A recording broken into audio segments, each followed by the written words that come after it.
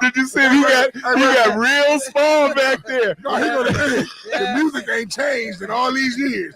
Don't you know after the theme you got 30 seconds left? All right. Good morning. Welcome to Community Voice. I'm your host, Keith Parris.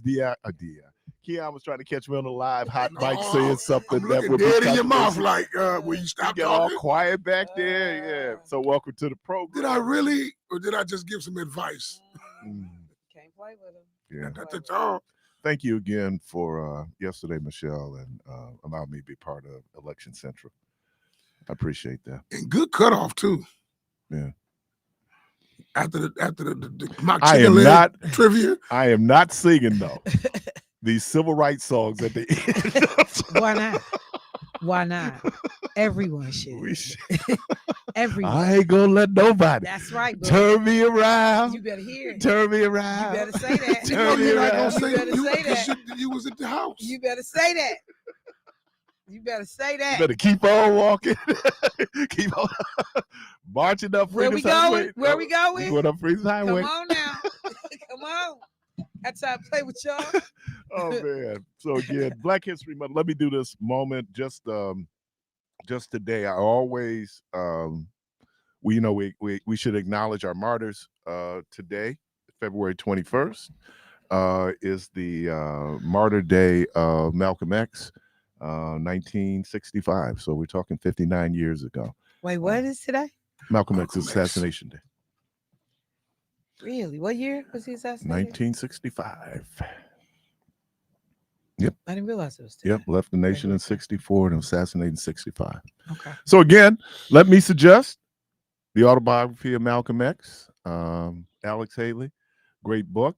Is Alex Haley still alive? No. Okay. So, and he did something. You gotta love Alex Haley, right?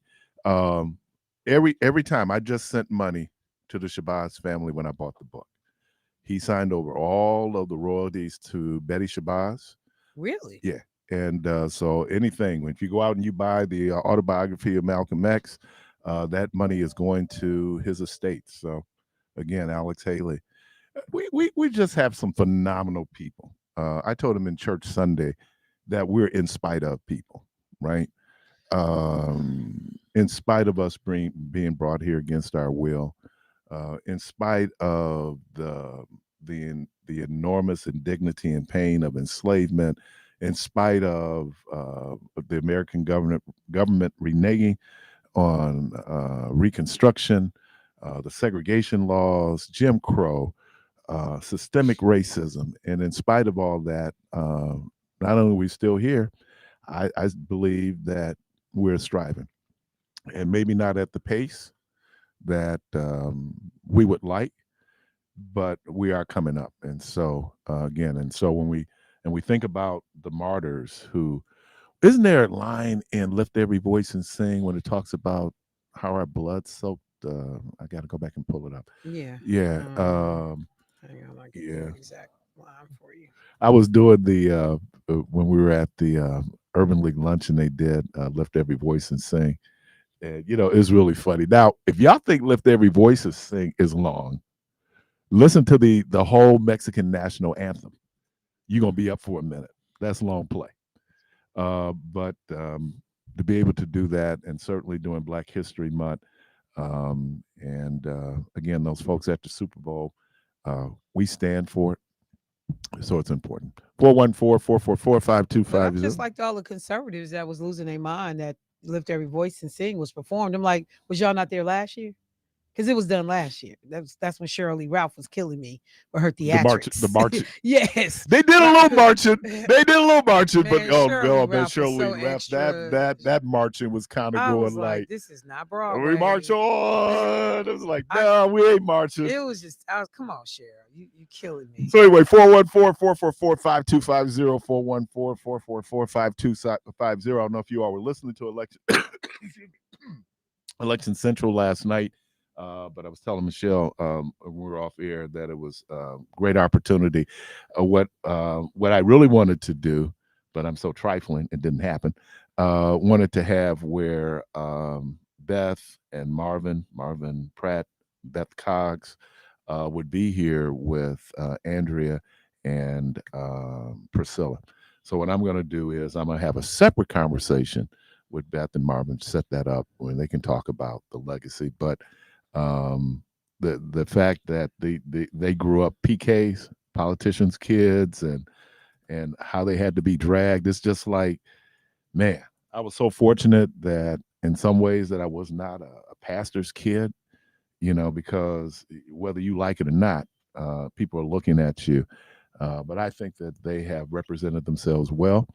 I'm sure their parents are very proud of them, and we should be very proud of them too. So the phone lines are open: 414-444-5250, 414-444-5250. Can I mention something to you in relationship to our discussion yesterday?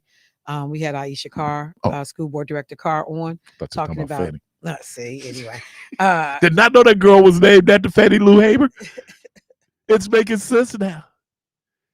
It's making, she got a warrior name. She's gonna be a warrior, Michelle. Okay. Anyway, school board director Aisha Carr was in talking about the MPS referendum, which will actually be on the April 2nd ballot. There were other referendums that were on the ballot around the state yesterday for school districts, and they were all voted down. Some of them, we were talking about like 71 million, 91 million, 12 million, 14 million, 12 million, and they were voted down. And so I know that MPS has got to be paying attention because MPS is asking for 252 million. Can I just kind of, and I don't know if this is historical reference. In elections, we were talking about, you said about 10%, 11%, I think, when you're doing your numbers, about 10, 11%. Which is pretty good. It's about average for, they usually say about 12%. The problem when you put referendums on in these type of elections is that, first of all, it's a lower voter turnout. Mm-hmm. So the people who that's why they don't. That's why they do. Right. So the people who tend to vote, yeah, are people who are going to be older, or people who may or may not even have kids in the school districts anymore. And so now they're saying, well, why should we pay for that? And I would love to do a dive into what that demographic breakout looks like in terms of who votes for, who votes against. I can kind of go out on an anecdotal limb and say that, yeah, if for some people, if they don't have kids in the system anymore, they could care less about it. You just making me pay more taxes. And so I think that that's why it's going to be important in April. Now, the argument that Aisha was making was that, well, why they need more money? Because they're not in there. And she's saying, and you can correct me, they're not necessarily being good stewards with the money they have already. I mean, it was that what she was saying? And I'm saying, and this is somebody who's at the table. Right, but she did say that. She said that basically is what she said. It was one of the things that then Senator Taylor would question. She was like, look, I'm all for y'all having what y'all supposed to have, but you do need to be able to articulate to people what you're doing with what you got.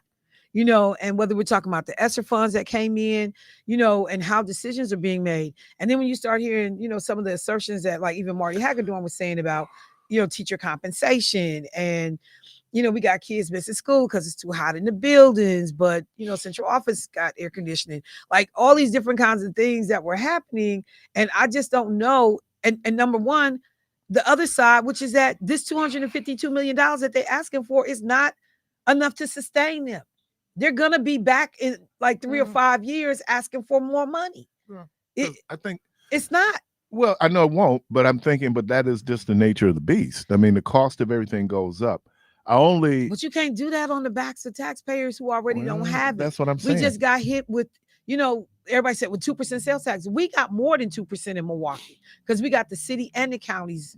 So we almost 3%. And not to mention our will tax. Exactly. And that's double for us because we got the Milwaukee County will tax.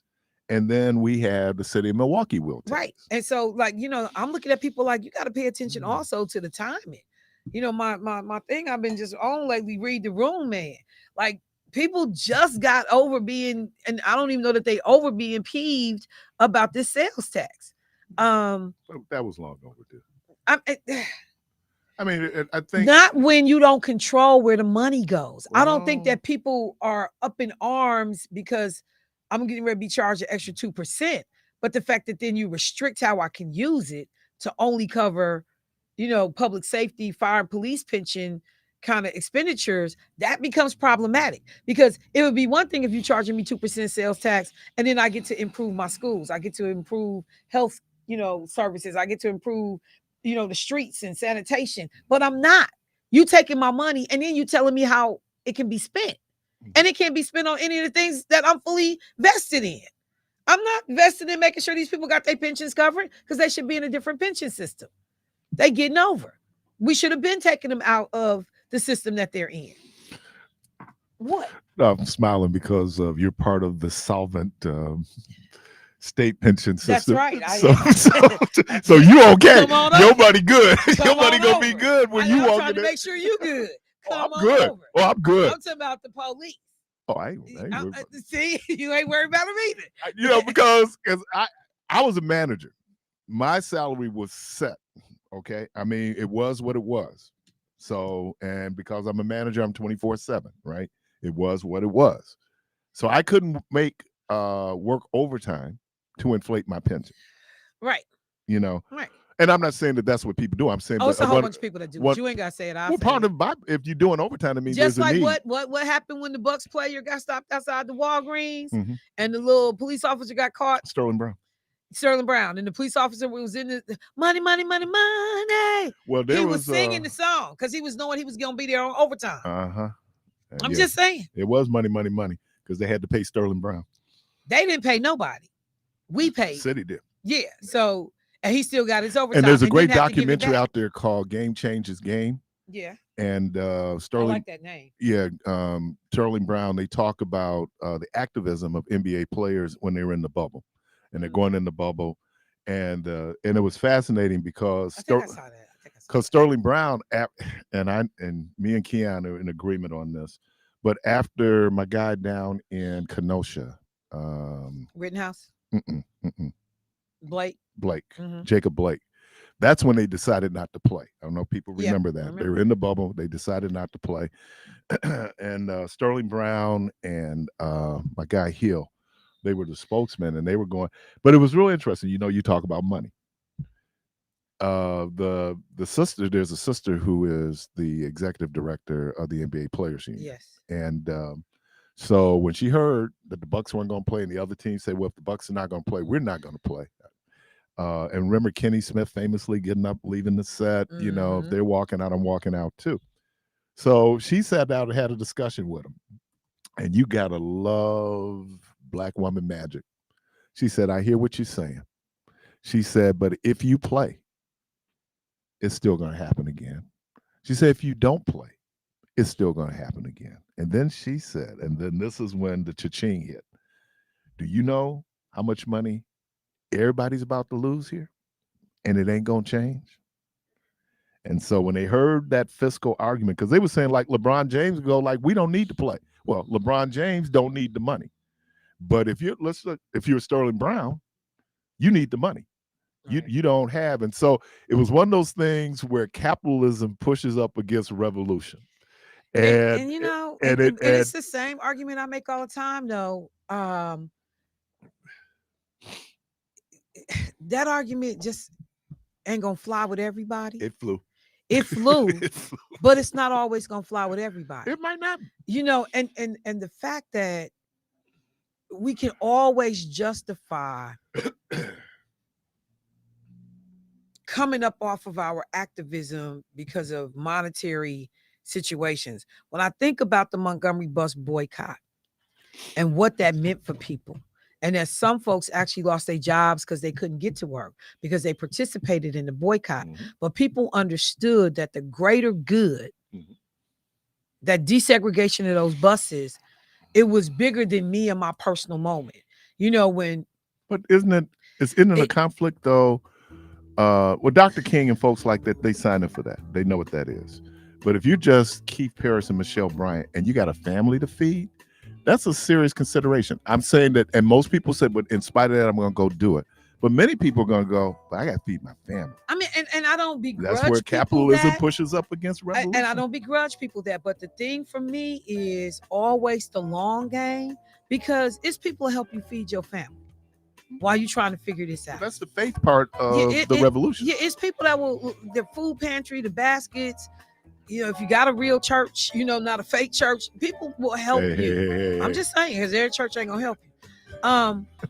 But we don't change anything if we don't change anything. And as long as people can use money to keep us in our place, to keep our mouths shut, then we stay oppressed. Yes. So at some point, you got to jump off the side of the ship. Yes. And figure out how to swim and not sink. Yes. But you got to jump. Yeah. No. You can't. Yeah. Yeah, Negro. You do. Yeah. No. Nothing. Oh no. Nothing die? changes. I gotta die for if it. Nothing changes. Oh. Everybody ain't gonna make it. Some of us gonna die for it. I was down for it until you said to jump off the ship. I was with you. And this why I was with you right up. This why we can't. Right we to can't and then This why we can't progress. Somebody gonna have to die for it. Negro's like, not me. Shell, you gonna die for Colin Kaepernick, you can die for it. Yeah. But I can't die for it. Malcolm, Martin, they died for it. And that's what I love. Those dudes said that Jesus had to be a black man. They said, why? Because he died for it.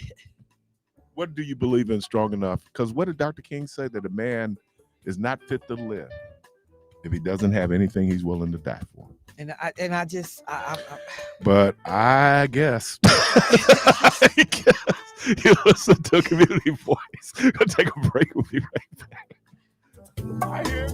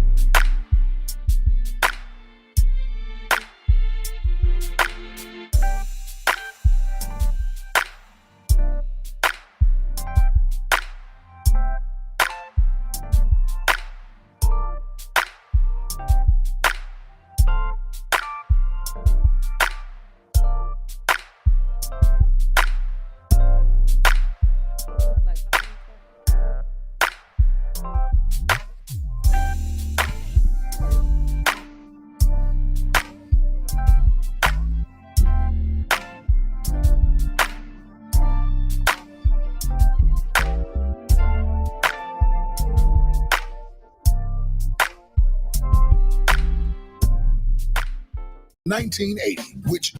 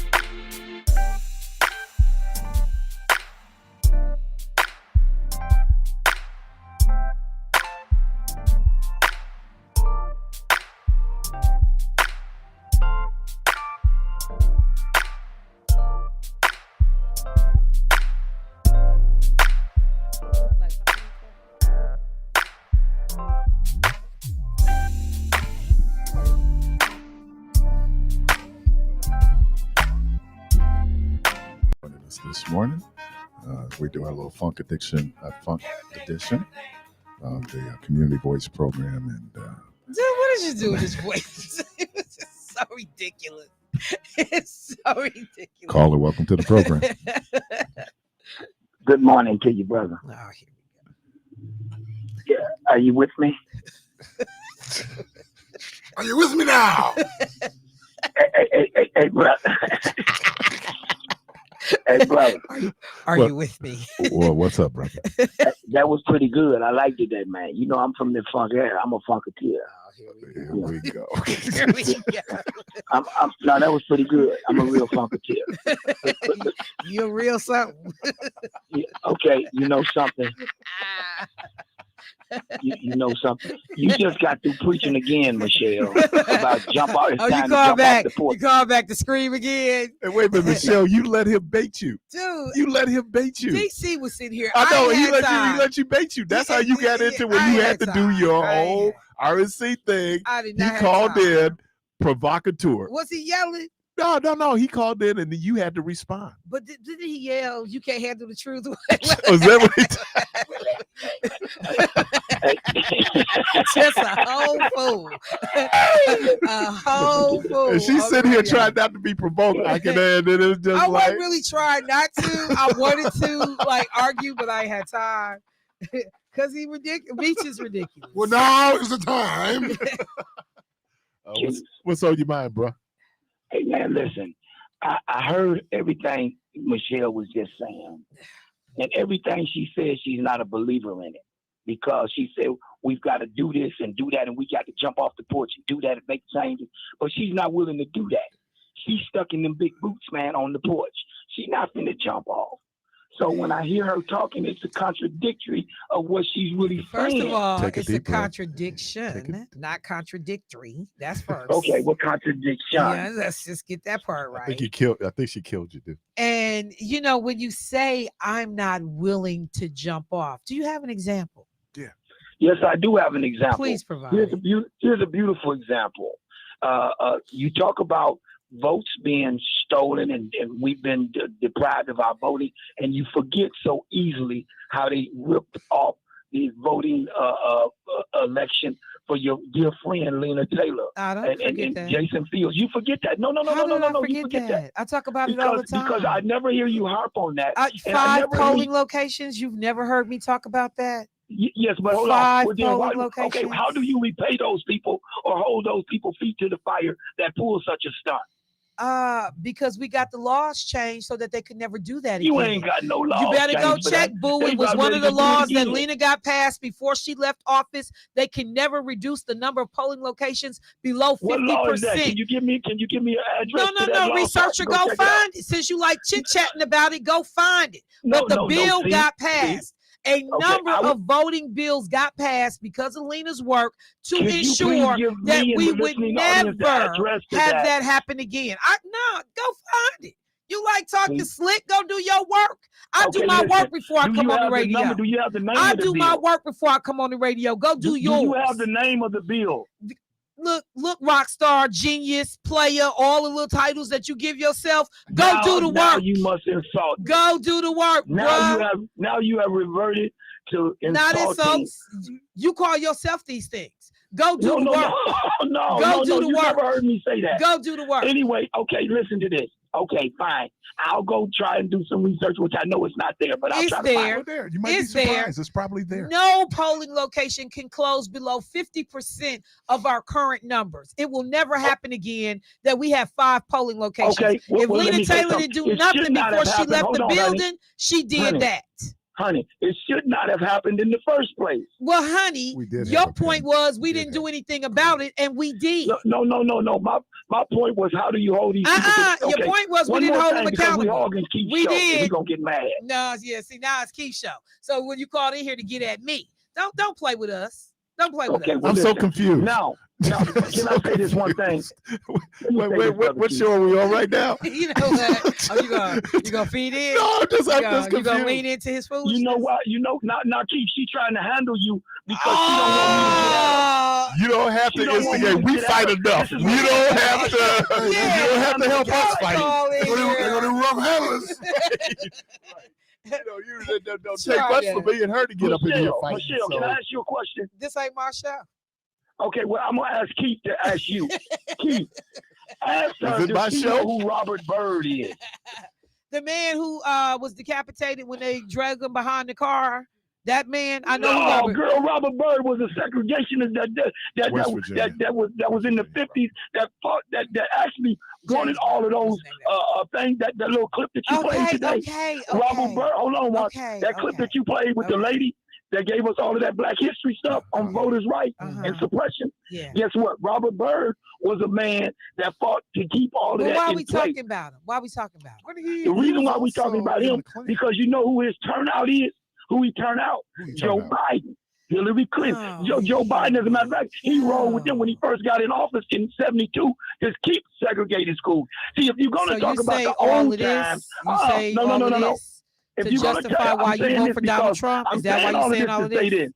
I'm saying all that to say this. You saying all this to say why you vote for Donald Trump? That's why you saying this? No. I'm finna show you something. That and first of all, you don't, even though Byrd had this come to Jesus moment, right? When? He had to come to Jesus moment that he sang.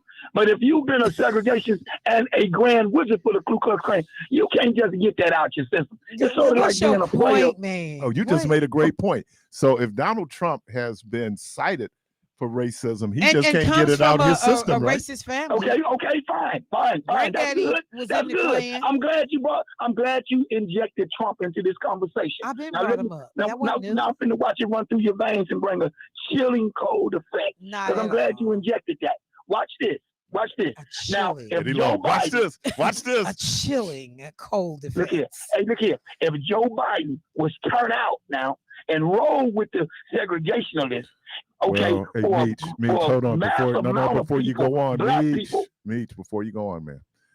What Joe Biden did was in Delaware, there was desegregation for political reasons. Joe Biden would not come out against the segregated schools.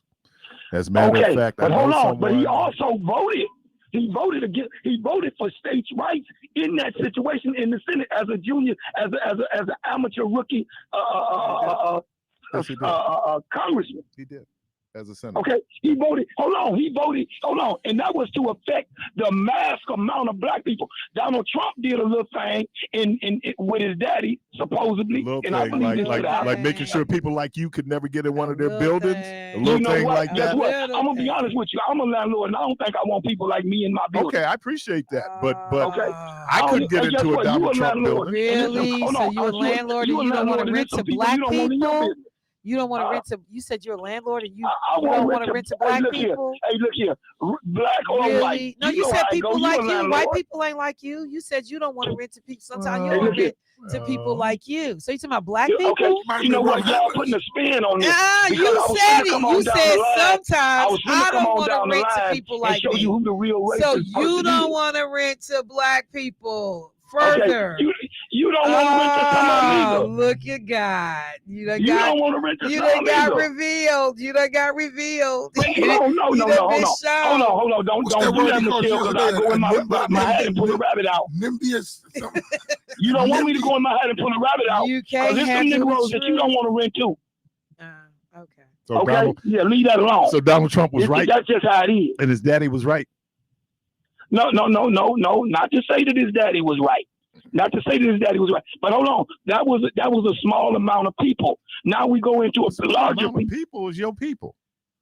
Okay, brother.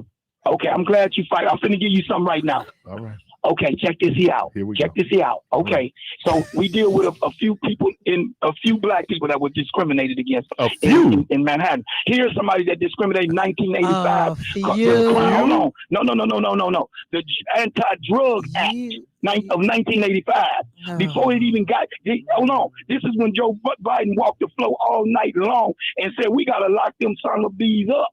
He used the word S-O-B. So did black Talking about people. black Black folks. legislators said it too. Half the black congressional caucus voted for that bill. Black legislators did it too. Yeah. People Hold were on, hold crying on. out all over the country The boy- hold on. because of the drug incidences. Now What are you wanna throw your talking people about? under the bus. No, But the no, black No, legislators- no, There's a that's great- the truth. There's a This was great book. Hey, 1985. Meech. There's a That's- great We book ain't called made it to the "Locking crime Up bill Our yet. Own." Meech. Meech, locking We up have our not own. made it to the crime And the bill. crazy You won't even thing let me make it to was, the crime bill. well, let's talk about that, because the crazy thing is, No, one of my heroes is Eric Holder, and Eric Holder was part of that whole DC thing where they wanted to go in and decriminalize marijuana. There was plenty of black And legislators. Eric Holder was that the U.S. attorney then. He criminalized said it. no. It was just as many black folks standing in line saying, "Throw these jokers in jail, throw away the key, lock them up forever." This is what you guys Stop are not it, realizing. man. What you guys That was are not the realizing is sentiment that at those the time because of the destruction of No, drugs on this country. Hey, look here. That was what was happening. She want to say, look, you selling all of that. You selling all of that to somebody else. I'm not going to buy it. No. But I want to tell you this right here. No, Trump tight. I'm not selling it to You don't want to nobody. learn nothing. You Trump know everything. tight. You don't So want to learn nothing. we want to stay blissfully ignorant. I Appreciate you, mean, man. Caller, welcome to the program. Where he get his black card back? Who, Meech? No, Keith, he do real good on tag team. I mean, he be ain't the lose house his nigga. black card. What you mean? You didn't lose your black. I mean, Keith Oh. has never lost his black card. I mean, I didn't know he had one. He was talking about HR. He didn't have it. No, that's what I was saying. Right. I'm a little confused right now.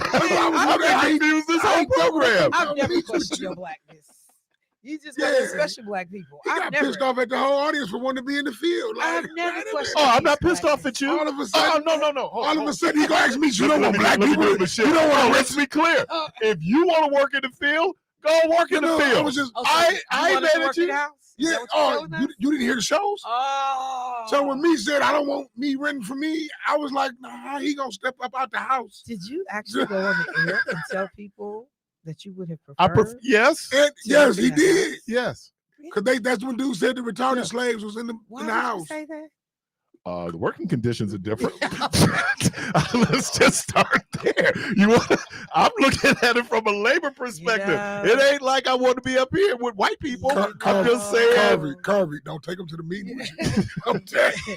Welcome to the program. I'm so disappointed. Oh yeah, I'm a volunteer to go work in the field for 12 hours. Because I'm out there with my people. Go be out there with them. Go. Michelle. I'm gonna be there with some of my people too.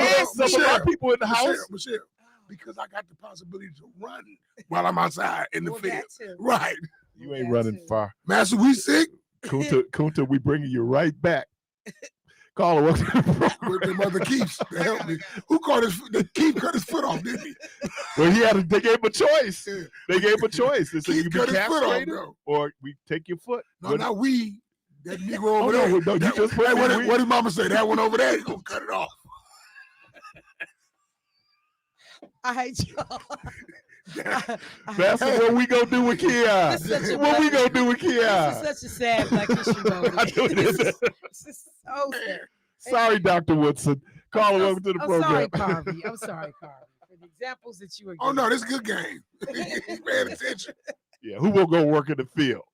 Me. I had to go up. Caller, welcome to the program. Good morning, everybody. Good morning.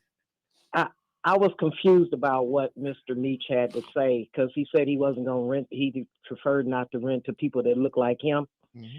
And the other part, him being the supporter who he is of, that's his, as we have democracy in the United States at this point, I guess he's entitled to be with whatever party he wants to be with for economic reasons, one way or the other.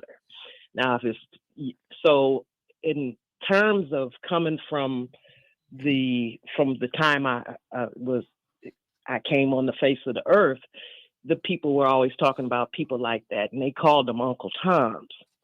And that's a word that it's saying you don't like your own, or you don't like who you are when you look in the mirror, or that's just the way you are. You go telling on black folks or whatever it is, whatever your Tomism is. It looks like this would be that kind of individual, because you're gonna say you don't want to really rent to your own and you don't do this, and you're with people who have their whole thing is for the demise of Black folks, and they doing it up in Madison. You know, when they talking about giving money to certain municipalities.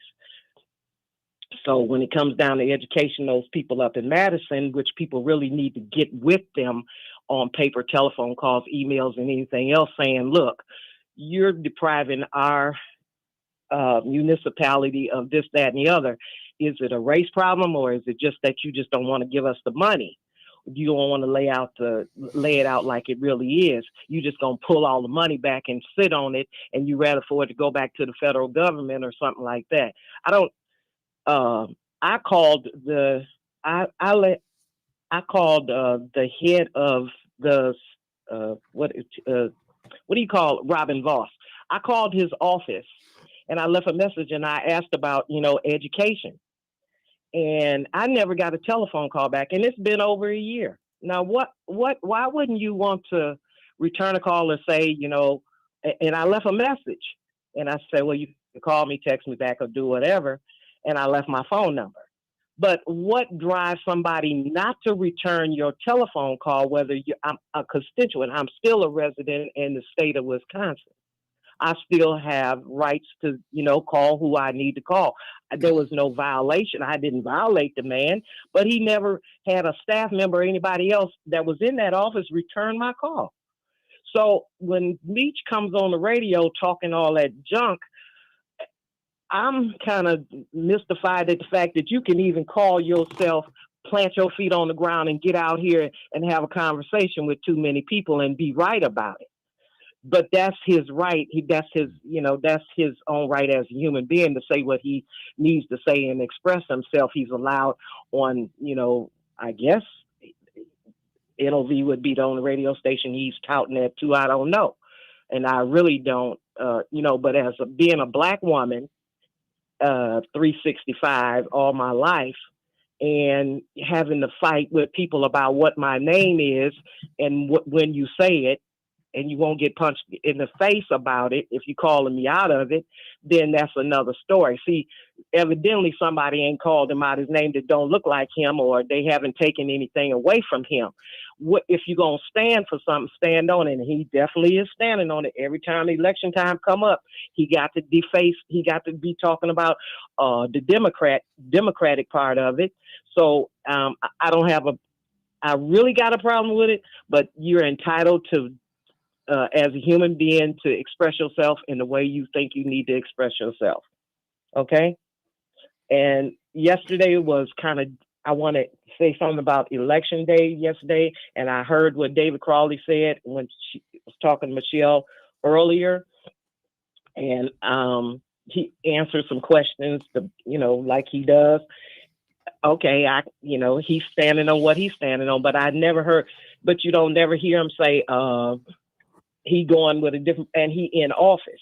And so, and like that was disappointing yesterday, but I could understand where people might have been at. But I can't get no understanding in no. This is election year for him? No, I was just asking, was Crowley up for re-election this year? Yeah, he's on the ballot in April. Okay. April, yeah. Mm-hmm. Oh, you had to ask. You didn't know, Mr. Keith, Mr. Reverend. Mm-mm. Oh, okay. Well, there's a lot of stuff. You didn't come. You didn't come on air yesterday. Yeah. Oh, what time were you on? My normal time, and then I was on last night from 5 to 8. Oh, that's why I missed you, because I was busy gabbing with neighborhood people on the phone. Oh, okay. About did you get to the polls? Yeah, you really missed a great program. No, I didn't miss all of it, but actually I called in and said I was number 15. Okay. Yeah, and that was at 4:38. I gave the exact time I voted, and then a lady came in that I knew, and she was talking to me about my sister, and she said, well, she worked at the polls today. I said, I didn't know she was working the polls, but I don't know everything going on in the neighborhood either. You get your information when you can get it. I'm not going to say I was disappointed, but I can't understand with all the. What I'm disappointed in is here you have people who have died to get you to this place where you can vote. And it has, and 9 times out of 10, it's got to be some of your relatives that you may not know about.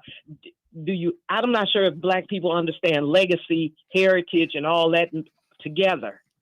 And I think they need to pay attention to what's going on around them, because City Hall is becoming where you got 3 aldermen leaving their posts, and what's going on with that? Every time you turn around, somebody's leaving, going to somewhere else. I don't know where those 3 aldermen are going, but one of them is not mine. Yeah, But and I'm thinking now, they said that this election be 20% new, but when you factor in Mark Chambers, let's see, Andrea Pratt, trying to think, Larissa Westmoreland, and then you have the 7th and the 10th, right? Okay. That's probably going to be Black representative. Yeah. So, well, new county. It should be new county. New city council should really see, and then who's going to be president of the council? But I don't think that the numbers change racially, though, right? Because, but let's say new in terms of with Charlotte, if Charlotte taking Mike Murphy's seat, right, that's a racial shift, right? And then that's right. That'd be the yeah. And then so how is is there a balance in Michael Murphy's old district? Is there a balance? My district. No, that's my district. And only thing we voted for was mayor. No balance. Though. Okay, but I'm saying, Charlotte can win Mike Murphy's district. Yeah, she all right. Okay. So when I call her up and the snow is deep when I'm going over there, she gonna send some trucks like Michael Murphy did. You can ask her. That's what I'm saying. Rhonda pointed something out that I forgot all about. We had a homicide in the neighborhood. Oh, and which is rare for us. And he sent out a letter to all the constituents explaining what happened, what it was. And I know around the corner from us, we had a murder-suicide, and how he responded then. So yeah, and again, Miss Moore is about to come on now. I could just tell you, I always felt, and again, there were some things, Murphy took some positions I did not agree with. But when it came down to doing what he was paid to do, which was his constituent services, there's no question, no question at all. Right, and me living outside his district and have to go in it. And when I said something, they took care of it. Mm-hmm. And all the rest of it, whatever y'all had to deal with him, you didn't agree with. That's another thing, because I live in an area where, some people have said some people lean towards a certain area of their district. Mm-hmm. Okay. So, and I live close to Keith Avenue, so you know who it is. So you're in the 7th? I'm in Malele Khan's district. I'm not gonna lie. I live in her district. Okay. And I'm saying some of the people in the area, they won't say it to her, but they have said it out. They have said, well, she want to take care of over there where she stay at. She ain't gonna try to help us do nothing over here. Well, did you call her and tell her? Right. That's the whole thing. Did you call her and tell her office? And that's it. Did you email her? Did you text her? Did you do any of that? Did you go confront her at City Hall and find out when she was gonna be there or whatever? Everybody makes a choice when it comes down to policies of the alderman, but people have to remember these people actually work for you because they were voted in. Right, and I think that you bring up a great point. And we losing sight of that. Right, and then you have all kind of different politics going on. You have those of us who might be residents of the district. We look at it different. You have other people coming in with other political things going on. And I know, because I'm thinking the most diverse automatic district in the city is Mr. Westmoreland's. Terms, their demographics is one of the more diverse. I know I live on a diverse block, and that's kind of, we border that district, because at one point, I don't know if I had Nakia died, but so appreciate it. Let me get this last caller before I get my guest. Thank you, Cece. All right, bye-bye. Caller, welcome to the program. Thank you for taking my call. To the last caller, yes, I call Malay Khan's office too when I see niggatry as well. And trust me, I don't care about the delivery. What I was going to ask you, in reference to the written part, I'm not going to comment on that because we know some of our people can be a bag of work. Right. So they're going to have to deal with that when nobody rent to them. But I have something I wanted to ask you that's more greater. How do you feel about when people say if black people want to be free, give Master his Bible and his God back? Wow, you put me on the spot, man. I know you know this. The Bible is very significant in the descendants of enslaved African community. I'm reading a book right now about the Bible and Black people. So it is, and it was something Carvey, I don't know if it was Carvey or someone else, I did the quote. They were talking about the missionaries that went to Africa, and the Africans said, yeah, they came with the Bibles, they left us the Bibles, and they took the land. I think that we have to, I don't know if, we have to put God and the Bible in I guess in perspective, and how that relationship, but I understand historically why that book is so significant to us, but I proffer that there are other books, and I made the argument that the slave master, the only book he let you read was the Bible. You never read a book on science. You never read a book on sociology. You never read a book on anthropology. Never read a book on physics, because education. If we're educated, if we let me use a text from the scriptures that says that to know the truth, is freedom. And so if we know the truth, and truth is very troubling. Truth is very troubling at times. But if we know the truth, I think a religious book is as good as the practitioners of that book, whether it's the Quran, whether it's the Bible, whether it's the Talmud.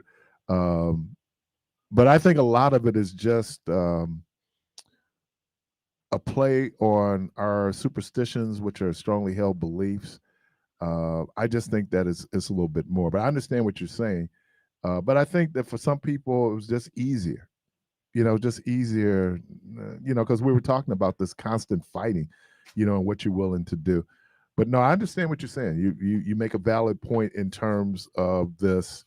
And I say it all the time to my good Christian brothers and sisters, we don't have to defend God. What we should do is be the representatives of God. Those things. Does that make sense? Okay. To a degree, because a good lady friend of mine in her late 90s who passed away, she said, God always tell people you find good in everybody, but when it comes to the devil, she said he doesn't say that. And she said the reason God said that about the devil, because the devil know who the real nigga is. And I'm going to hang up. Thank you. Caller, welcome to the program. All right. Hey, caller, you there? Yeah, I'm here. All right, can you hold on after the break? Sure. All right. You listen to Community Voice. We're going to take a break. We'll be right back.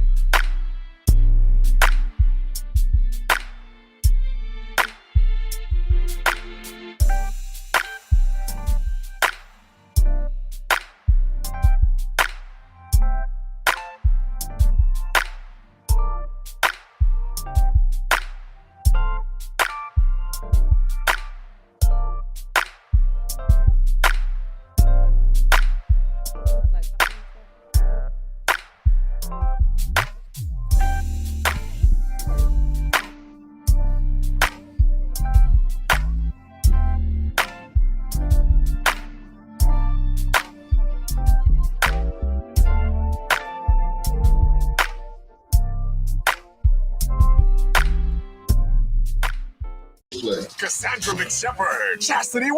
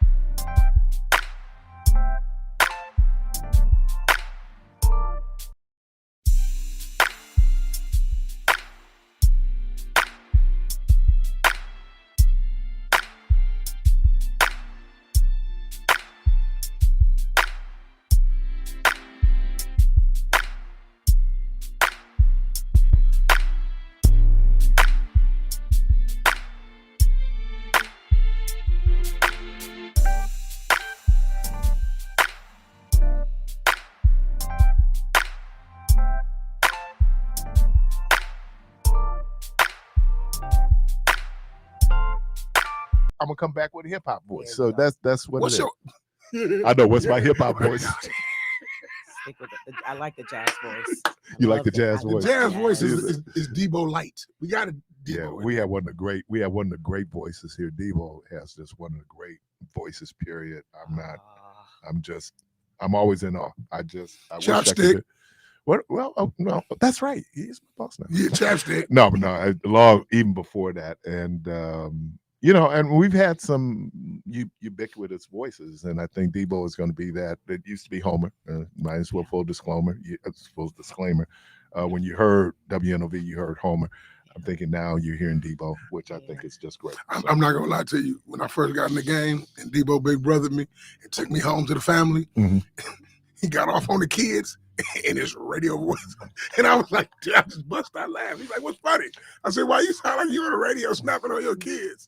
I met you need to get over there. One of my family members. They were in Florida. They came up to visit, and no, not my run, but my sister's family, and they said, Keith's on the radio. And so her sister-in-law, Sheila, said, "Hey, Keith, do your radio voice." I said, "I am doing my radio voice. That is my radio voice." We're joined in studio finally by Miss Charlotte. It's Charlotte, right? Charlene. Yeah. Charlene Moore. She is a candidate for the 10th Automatic District, my district. I'm sorry for yesterday. She's been coming and going to the station, coming and going. We're going to give you reserved parking. Thank you. I appreciate that. Can you make That's that happen, love. Keith? I was reading Reserve parking. Can you make that happen for her? Yes. I'm laughing about the parking piece because when the Man Show used to be on, me and my Friday co-host, we'd have to take the shuttle in. It'd be so many cars. Say man. It'd be so many cars. Too many memories. So you were on yesterday with us for Election Central, and we had more of a. So let's kind of just recap. Yeah. And I'm sorry I should have did it, but when me and Michelle get together, it gets crazy. So all good. Tell us about you. Yeah, thank you. So number one, Keith, thank you so much for the invite, and my girl Bria for helping set it up. It is beautiful because I've been seeing so many folks that I run into that live in the district, and our neighborhood. I live in the Merrill Park neighborhood, and we were redistricted. I know there was a lot of folks that were upset about the whole redistricting thing. Folks don't understand that, when you lose populations of people in neighborhoods, you have to make it fair by moving, people in other districts to, sort of even it out. So I know a lot of people love their former alders or whatever, and found out or didn't find out. Some did, some didn't find out that they were redistricted. So please, folks, for those that are listening, make sure you know what district you are now in. District boundaries. So I don't necessarily have boundaries, but I can share kind of areas. Okay. So we talked about this yesterday. So I wrote, my husband wrote some stuff down. So I was like, okay, because I got a map and it would look like a backward C. And I was like, it's over here. So it's Capitol Drive to Center Street. 60th to 76th Street. So Capitol. Okay. Then it narrows between Center and Valete to 60th to 50th. Then east to west along I-94 from Merrill Park out to the Zoo Exchange. So you're in the southern part of the district. I am. So for folks that live in neighborhoods, some of the neighborhoods are Washington Heights, Enders Park, Martin Drive, the Valley, I'm in Enders Park, Blue Mound, Enders Park. Hey, no. How do you say it? Somebody said I'm saying it wrong. Enders. Somebody said it's pronounced Enders. No, that's the actor. Yeah, somebody actually. I was like Enders because I said Enders. Yes, Enders or Enders, but Enders. Okay. And it's right. Even how we got in that neighborhood. I used to work for MPS Recreation, and I had a Enders Park, which is where people vote. It's one of the voting. That was one of my parks, and I loved the neighborhood. We would drive through the neighborhood. So when we got married, we've been married about a year and a half, and my wife said that if we do not buy a house by the end of the year, December, I'm going to divorce you. Ooh. Oh. So we got a house. Before the end of December. Yeah, we got the house in October. I had 3 months to spare. So that's how because originally I lived on the east side. I thought we'd move on the east side. But when I looked at property value. What I mean by property value, what you got for the space, what we would pay for a house, which would be a little Cape Cod over on what's that street, Astor. Yeah. And they wanted then back then to something for it. And we're going, but I get the same house with a backyard and a garage, right? For the same money. And so, and I love the neighborhood. We looked over, but we were in that neighborhood. And so that kind of gets us to, well, tell us more about you and then we'll get into you. Seeking to replace a long-time organ. So I am, for those that know me, know that I'm the co-founder of an organization called Urban Underground. It's a youth leadership and social justice organization. You went to school? Yeah, I'm a product of MPS. So I went to Rufus King, graduated from Rufus King High School. Let's see, I've lived in this city for the majority of my life. I tell people I'm a transplant, but Milwaukee has always, been my home. I was born and raised in Jamaica. I have 3 other siblings, but one of my siblings, David F. Bowen, because there's another David Bowen out here, but David F. Bowen, who is my brother, he was the one that's been the politician, of the family. So I think we're tag teaming it. He's out now and I'm in. So, we're working it out. And not knowing this until the ballot controversy. Yes. That I did not know. And then I did not know that that you all were of West Indian descent. Yeah. Which is a whole thing in and of itself in terms of us in this diaspora. Yes. And but I have a thing that I say I love all African people all over the world. Yeah. Because here's the thing about this cosmic spirit that we have is that you get with other African people, and after a while, we African people. Yes. Yes. We are African people. Yes. I went to a funeral. This brother was Nigerian. Those brothers got up and started talking. And even though they had an accent, y'all black people. Yeah. Yes. Are unique. We created this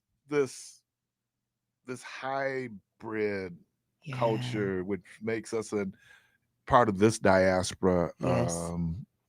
Very interesting. So you did that? Yeah.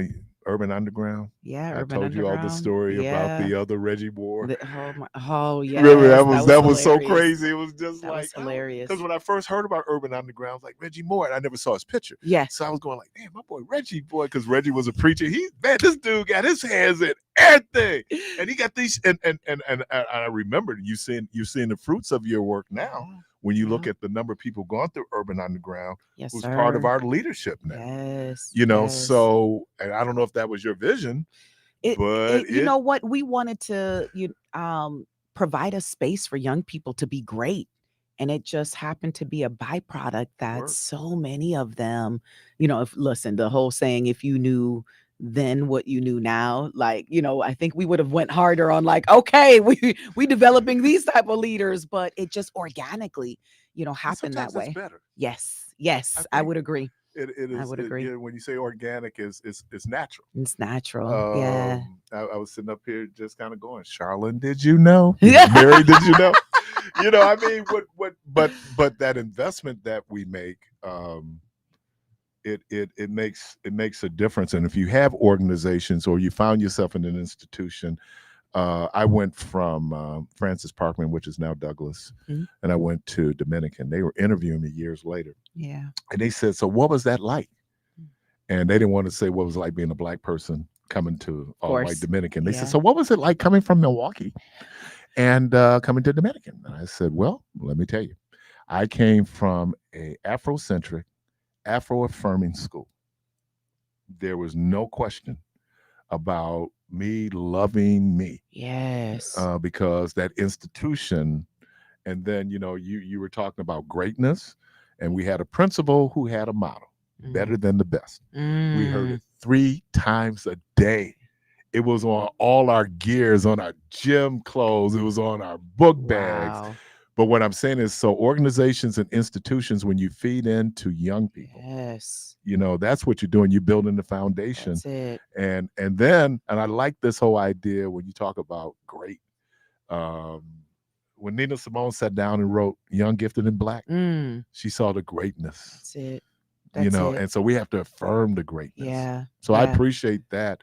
And like I said, when I first heard about urban, and now you're seeing the fruits of urban underground. Yeah. And you know what, Keith, I'm glad you sort of expounded on that, because we live in a day now that our skin, especially our skin of Black men, are feared, and Black young men. And so when young people, whether in groups or whatever, walk down the street, it's this automatic fear that has been perpetuated so much in our society that we can't even bring ourselves to be like, hey, young people, how y'all doing? Right? Like we can't even speak.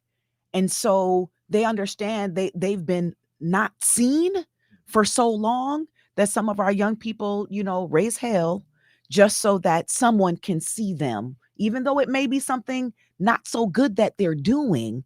They just want to be seen and acknowledged. And what you just said about just being affirmed, you know, as a young person in your school, I wish we can have that as a mantra anywhere we go in society and we see young people, even when they acting up, we let them know, I see you. And this is always hard for us, but they're gonna act up. Yes. You know why?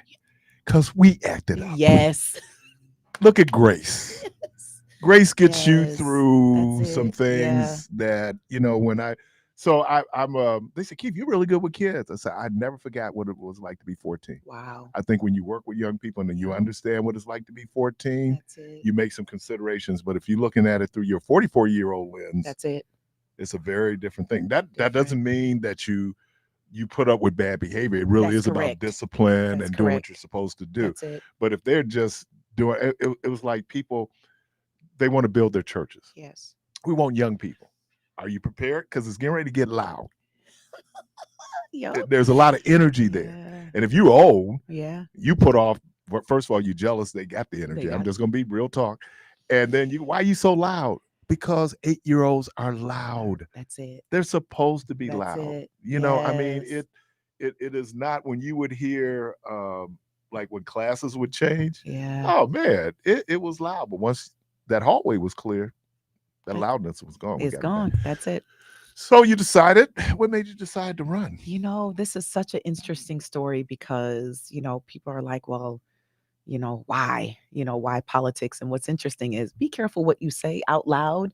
I would never, you know, because my brother was, I mean, going into politics is very one of those things where I think you probably have to be called, because I was one of those individuals that are just like, I will never go into politics because of the things that I continue to see. And I'm the person like, I need to get things done. Mm-hmm. And so I was out of town at my cousin's wedding, and one of my neighbors reached out, sent me the article or the press release that Michael Murphy was retiring.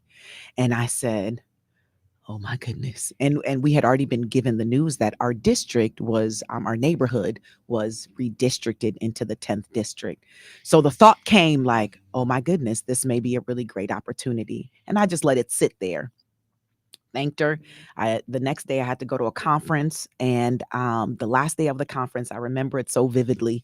I sat at the table with a young adult, and I said, you know, I'm pondering some things. I don't know, you know, I have a few opportunities where I could just continue with the organization, go hard, rebuild, figure out what our next step is, what our next move is, or I could move into, and I never told her, I just said, I'm faced with two opportunities. And the one thing he said to me was, you choose the option that makes you the most uncomfortable. And I said, oh man, because I knew exactly then what it was. So I texted my husband. I was just like, what'd you think about me, running for his seat? And that's where it all began. What did he say? Absolutely. He was like, let's go. Let's do it. Yeah. You had the right husband. Thank you. Because, I would have got that text. Don't you have some other stuff you could be doing?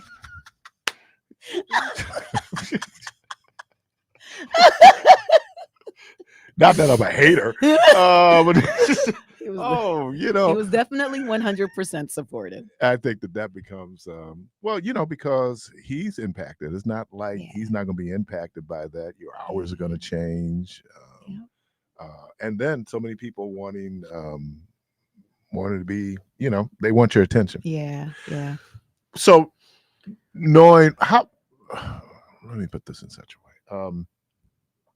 So when you think about that, and just that's a very interesting district that you're in. It Yes. seems to be Yeah. pretty relatively diverse. Very much Because I'm so. thinking that Merle Park area, and then you move out to where we are, and Yeah. I shouldn't say out because we're not out, but over to where we are. So what do you think about some of the challenges that you Yeah. see in the 10th district? Yeah. I'm very fortunate enough in the 10th district to have when I tell you that district is so diverse, from economics, from, housing stock. It's just, there's so much diversity within that district, and it's a beautiful. I've seen neighborhoods where, it's diverse neighborhoods, right? Depending on, even from one block to another. I mean, things are so eclectic in the 10th district. And so some of what was the question, Keith? One you said, Well, just some of the challenges. Challenges. Thank you. So one of I don't know if I necessarily look at them as challenges. I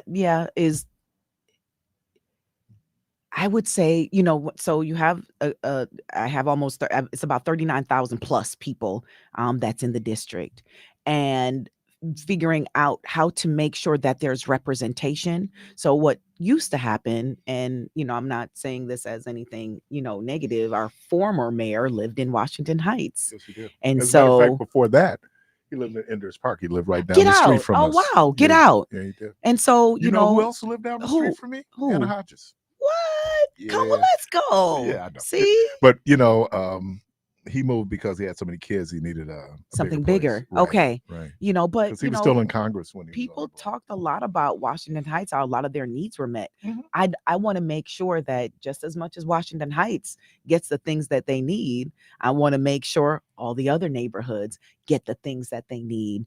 Because as I do doors, I think some people feel forgotten, that the mayor or somebody prominent didn't live in that district to be able to bring the resources there. So I want to make sure that I'm representing not just my neighborhood because I live in Merrill Park, but I'm representing all the neighborhoods Do in you the have district. the Story Hill?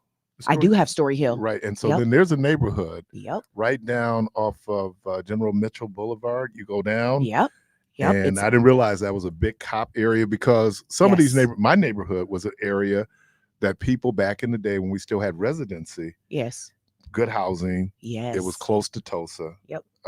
And so then you have these enclaves where you had city employees. Yes. Who couldn't move out the city. Out the city. But one of the better parts, and I think you see that it's down in the southwestern part of the city too, where people move. But yeah, and there's a like a restaurant bar, like a bar, that's in the valley or somewhere thereabouts. That and the owner was very adamant to say, well, this is a cop bar, and I said, okay, like it was supposed to, kind of, maybe intimidate that's me. Pigsville. That's Pigsville. Yeah. And I was just like, that's fine if they patronize your institution. Yeah. That's fine. You know what I mean? But we need to get to a point in our society where it's just like, everyone should be welcome everywhere. So so I have some challenges ahead, but I have a lot of solutions, and things that we're gonna try. And guess what? If it doesn't work, we're gonna try something else. Yesterday we were having a conversation with Pastor Ken Hughes. He was a candidate in the 7th, and he said something that I hear a lot, and I don't know how much it's really. I don't know if it's people. I don't know how much is really based in fact. Mm-hmm. He said that there's money there. We just got to find it. Mm. And so then I go like, okay, I worked in government all my life. There's no hidden money, because government is always on the margins. Yes. We're always trying to figure out, either we raise taxes. Yes. I mean, it was always cutting something. Right. Yeah. And so I think when people hear that, so when you start talking about budgetary priorities, the city, in some ways, we're talking about the 2% sales tax, for example, right? Mm-hmm. That money is earmarked. Yes. So fiscally, on a macro level, what do you see some of those things that either the city can do differently in terms of the money, or to make sure that what they're doing is people are experiencing the services like you talked about where the mayor lived. I'm sure there was Yeah. no problem with that snow. Well, obviously we got to plow his snow first because he's chief emergency officer in the city. Right. But how do you see that? Because when he said that to me, I have callers who call in. Oh, there's the money there.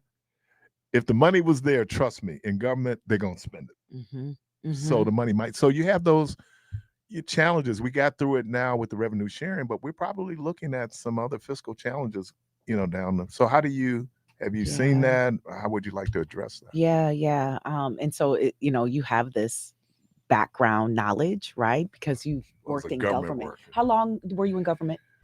Roughly.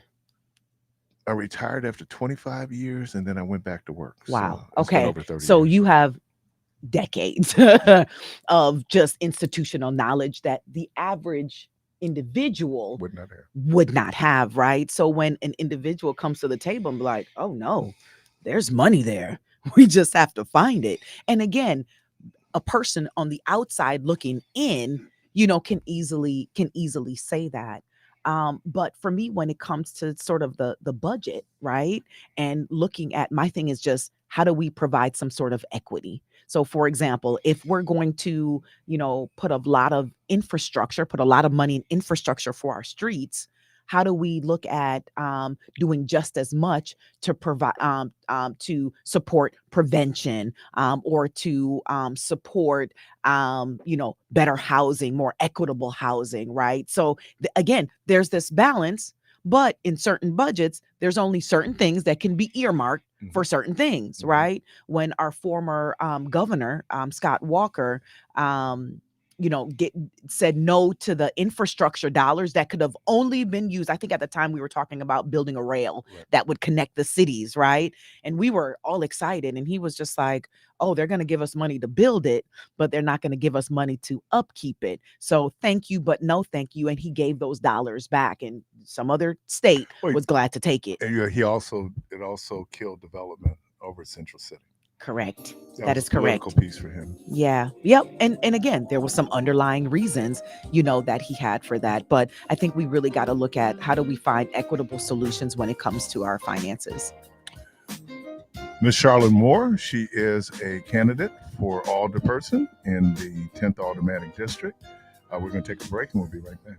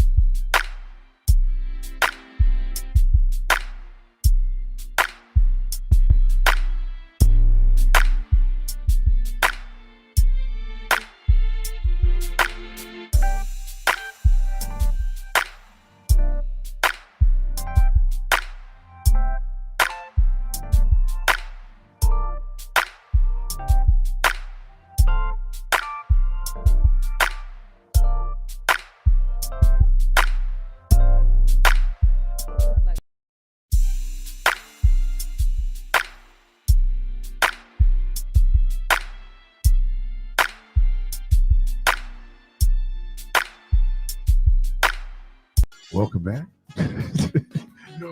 No, not the smooth jazz, boy. Was that smooth? That smooth jazz. Well, smooth jazz is not as not big of a baritone because it's a little bit more breezy. Smooth I think jazz when you is doing that one you got right there. yeah. I think when you're doing like Miles Davis, that's gonna be Miles Davis. Yeah, we're joined in the studio. Talk much. We're joined in the studio by Miss Charlene. I like that, Charlene. Thank you. Charlene Moore. She's a candidate for 10th Automatic District. Let me, and this is it's as they say, settled law. It's already done. Were you supportive of the 2% sales tax increase? Yeah, that was such a controversial issue, just because there was an understanding that if something wasn't done, that it was going to mean some very different things going on in the city of Milwaukee, and some, city services being drastically cut. And so I was in favor of figuring out how to do something to bring equity back to the city, especially a city that gives so much to the state with so little in return. I expected to, as far as what was, I don't know, if folks were at a table and they were, kind of, figuring out what needed to be done, I think Milwaukee should have gotten more, but something needed to have been done. So, well, and what it before we came on the air, what did I tell you? I wanted to be a kid again, right? Yeah. And but part of that is that we have to make adult decisions, and what we learn as adults is you don't always get what you want. Yeah. You can't get everything. Yeah.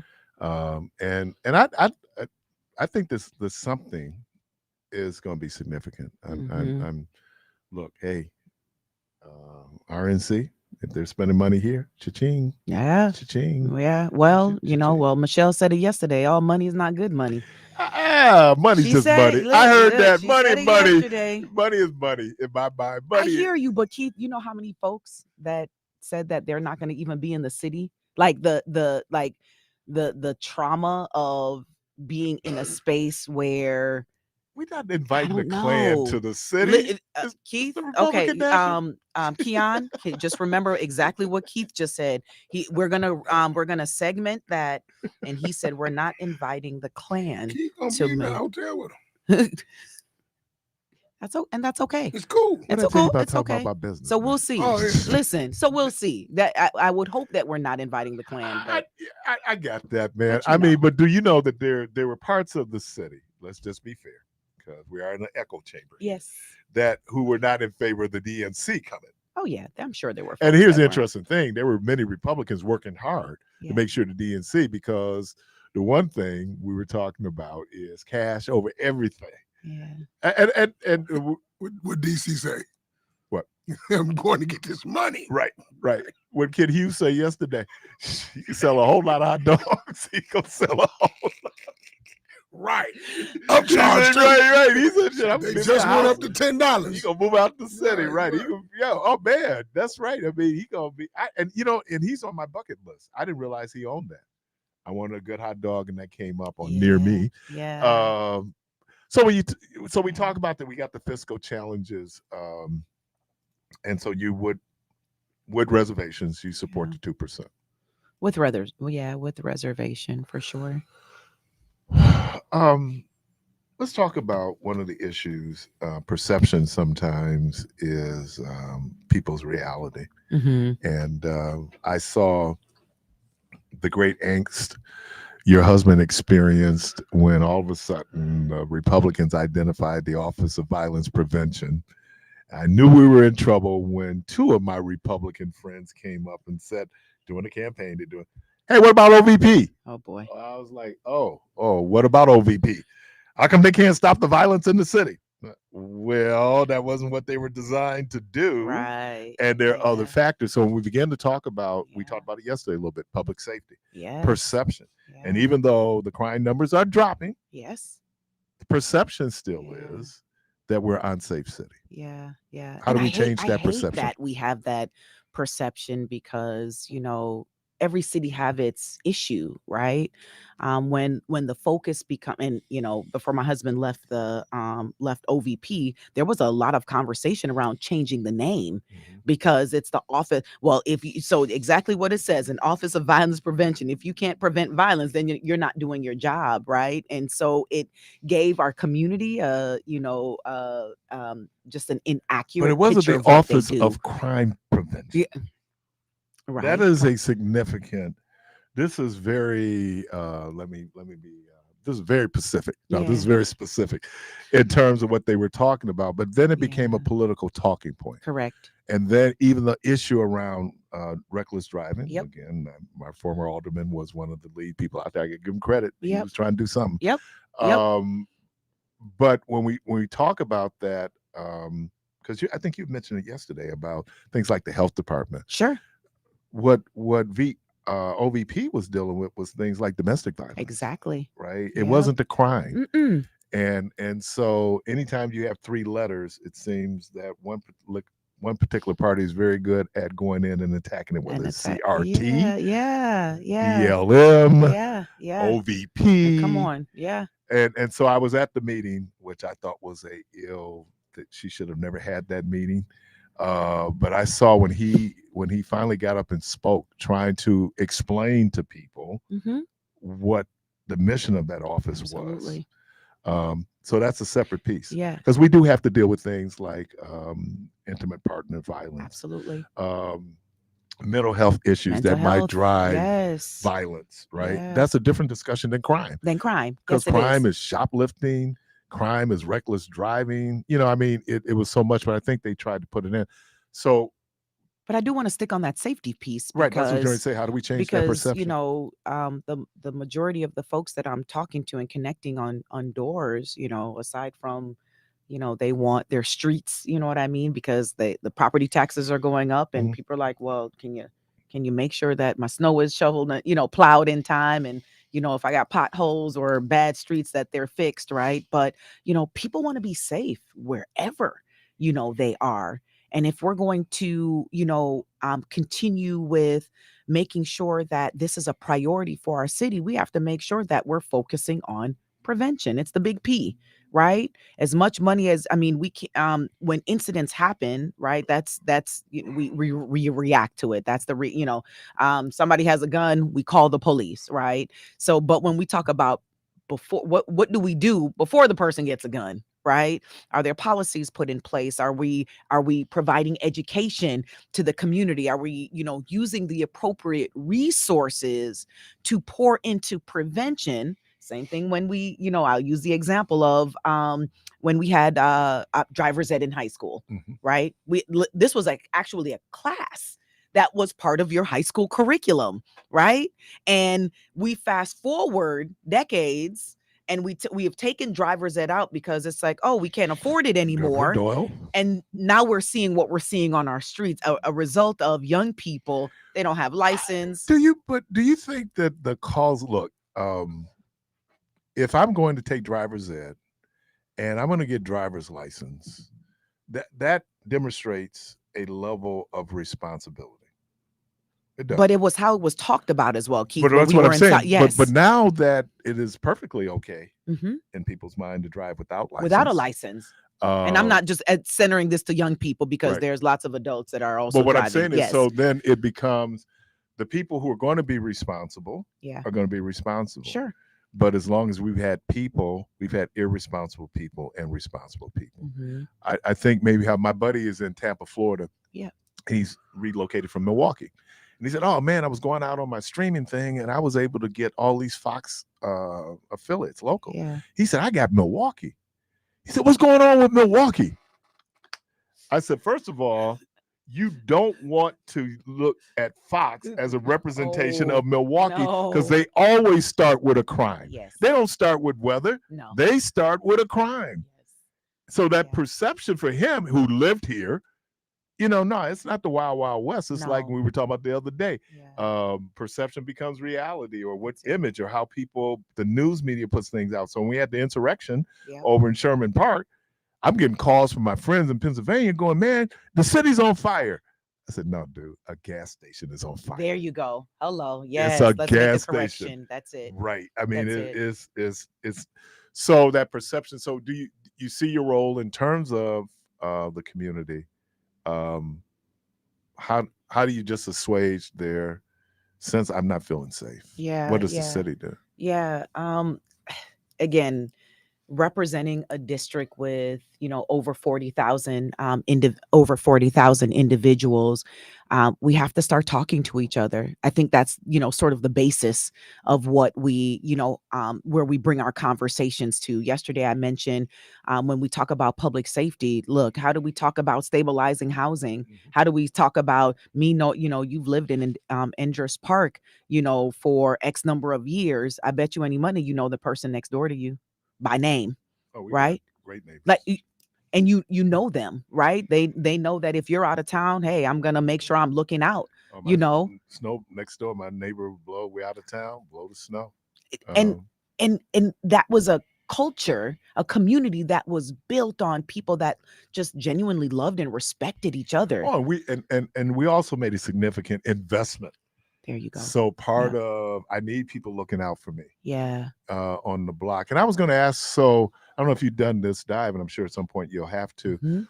What is the percentage of home ownership in the 10th district? That I don't know yet. Those are some of the things that I want to look into. There are a lot of multi-unit. Yes. But I think you have a pretty significant number of homeowners in the district, and certainly owner-occupied homes. Yes. And again, those are some of the things that I look to dig a little deeper, and allow that data to really paint the picture of what is it that the district still needs, and again, how do we, those that do want to become homeowners, how do we support them in home ownership and any city-owned property? Again, looking at what is it that we can do to make sure those are bought by people that actually live here. Caller, welcome to the program. Good morning. Good morning. If you think about what people buy guns for and what guns do, I mean, it's a killing machine that lasts as long as there's metal and bullets available for it. It doesn't have a name of an owner to it. It's just there, and the only thing it's good for is killing people. The paradigm that will work. Imagine if I come to your house, right, and I fire up a cigarette. What'll happen today? What will you do? Well, I walk into your house, into your living room, I have and to I ask fire you up to leave because we're not allowed to smoke in the house. My goodness! And how long has that been? You know what? That is an interesting thing. I think since the 90s. Right. Yeah. So it's Well, we can it's a, smoke indoors. Because I used to, there used to be smoke on the buses. Yeah. There used to be smoke in the doctor's office. On the plane. The plane, which was funny. We used to have North Central Airlines. It seated 18 people, and they had a little curtain up, and the back of it was the smoking section on that plane. 18 seats, right? The smoke is all over the plane. Of course. Yes. Now that's the paradigm for getting rid of guns. That's the only way we won't do it by law. We won't do it by caveat. We will do it when enough people say that's enough. Okay. But you know what, John? But the problem with that is that genie's already out the bottle. You know what I mean? I think the thing you talked about with smoking.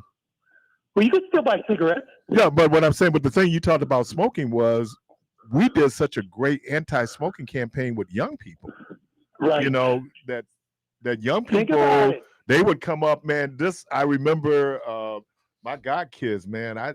Poppy, you shouldn't smoke, right? Because they heard that in school. You know, it was one of those things. You're not going to hear that same thing about guns and gun violence.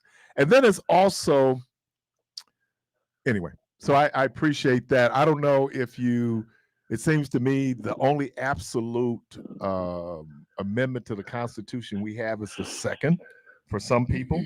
But even then, here comes the race component. So you put a law on the books that says that convicted felons, regardless of the felony, cannot own guns. I want you to think about just how, and I didn't hear NRA or anybody coming out because I think the perception was that's not going to be people that look like our majority of gun owners, right? But here's the reality. If I go to jail for non-payment of child support, how come I can't own a gun? Right? If I go to jail and I catch a felony for shoplifting, how come I can't own a gun? You know, I mean, that it and then who does that impact on? Right? And so, yeah, I think that's what makes it problematic when you talk about guns, where we want everybody but some portions of the population to have guns, which becomes problematic. Yeah, and I'm with you because I don't own a gun. I see no reason to own a gun. But I'm not going to necessarily take away your right to own a gun. So I'm not going to stop you from smoking, but I will stop you from smoking in my presence. Well, and you have now, people have the option of saying because we have concealed carry in Wisconsin, that you cannot bring a gun into this institution. You go when they changed the law. Is it open carry now? Do we have open carry? It's always been open carry. Right, but concealed. Yeah. So they tell you go into churches and they have a big sign up. You're not allowed to bring a gun. Certainly at a bank, you can't take a gun up into a bank. So, you know, I mean, we have it, but I think there are more guns in this world than books. Yes. Yeah. I mean, think about that just for a moment. And so the money that gun manufacturers, when Congress went in and wouldn't allow gun manufacturers to be sued, right? Yeah. You know, I mean, that was legislation. That's policy. Yeah. So now you're protecting the gun manufacturers. And you know, like you say, you still can buy cigarettes, but they've kind of hampered what you can do in terms of advertising, right? And that's legislation that's been ongoing. But it's easy for people to say you shouldn't smoke, as opposed to, well, look, if I'm just a law-abiding citizen, I should be able to own a gun. It seems to me like they're two different arguments. But don't we have to hold? There's individuals that we have to hold accountable. I think about, you know, the folks that are now overdosing off of, you know, fentanyl and what we've done. Doctors that have, you know, Big Pharma has said, hey, prescribe.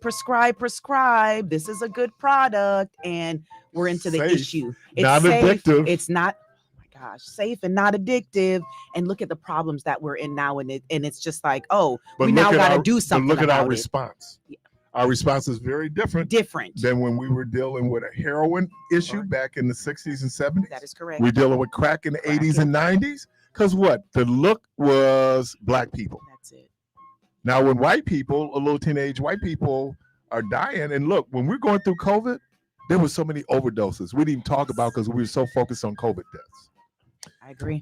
You're listening to Community Voice. We're up on the last break of the program. We're joined in the studio by Ms. Charlene Moore. She's a candidate for alderperson in the 10th Aldermanic District. We're going to take a break. We'll be right back.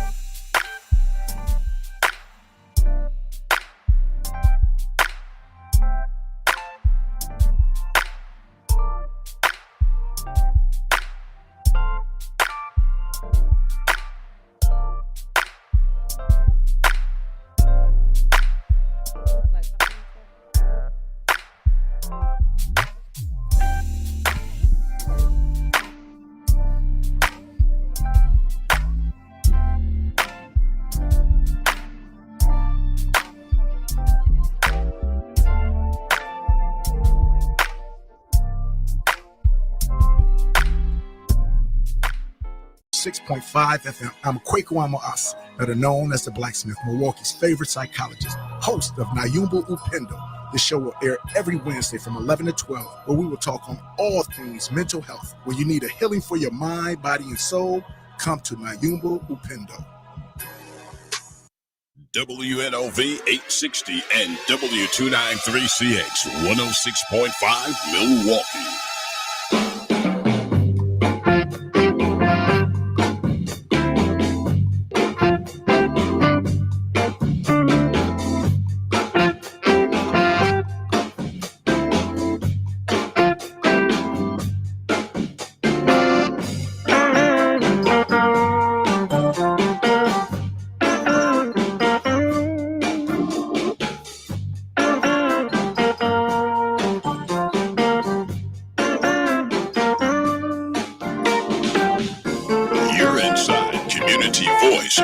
WNOV 860 AM and 106.5 FM with your host, Keith Parris.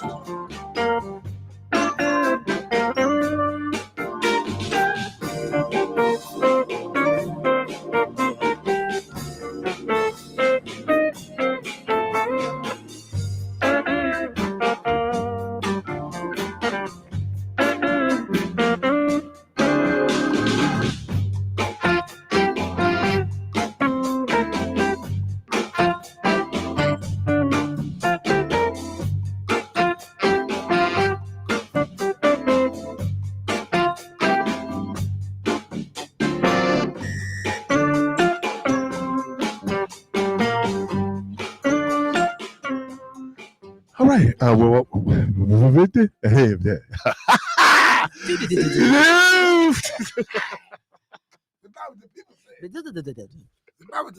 Lord. Yeah. I don't know, just say yeah. Yeah.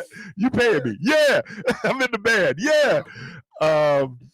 So, one, obviously you'll be coming back. But if people want to find out more about you, your candidacy, give us some information. Yes, absolutely. I would love for it because, a lot of folks are just like, hey, how can I support or how can I help? I do have a campaign website that folks can go to. I looked it up just to make sure that I don't get it wrong. But Charlen for MKE, and that's SHARLEN. FORMKE.com. Please go. The website doesn't necessarily have a ton of information, but it gives you a little bit about my candidacy. Feel free, Google my name. You'll see things that, that'll come up that you can learn a little bit more about myself. I didn't ask this. I always like the favorite movie. Ooh, I have a lot of favorite movies.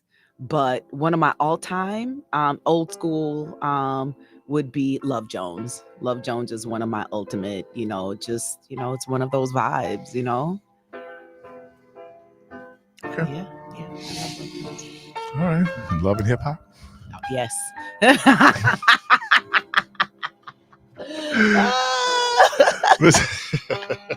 But Charlotte Moore, she's a candidate again for the 10th Automatic District. Thank you. Thanks for having me. Look forward to coming back. Always great conversation. Thank you. Let me thank Michelle. Keon, thank you. Yeah. Young Carvey, thank you, sir. The good Lord willing callers, we thank you. Good Lord willing, Creek don't rise. Hope to talk to everybody tomorrow. And as always, go from this place in peace.